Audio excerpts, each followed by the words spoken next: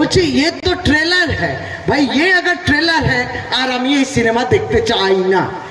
আমি এই সিনেমা দেখতে চাই না যেই ট্রেলারে চাকরি নেই, যে ট্রেলারে পেট্রোল গ্যাসের দাম বেড়ে গেছে,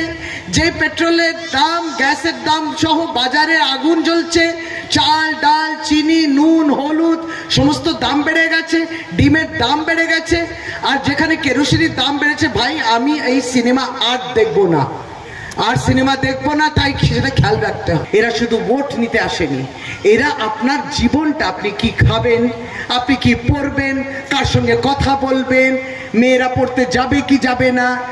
বাড়ি কখন আসবেন, এই সবটাকে নিয়ন্ত্রণ করবে তারা। তাই তারা চাকরি নিয়েও কথা বলে না, পেট্রোল ডিজেল নিয়েও কথা বলে না, অন্যান্য কথা বলে ভাষায় ভাষায় আপনাদেরকে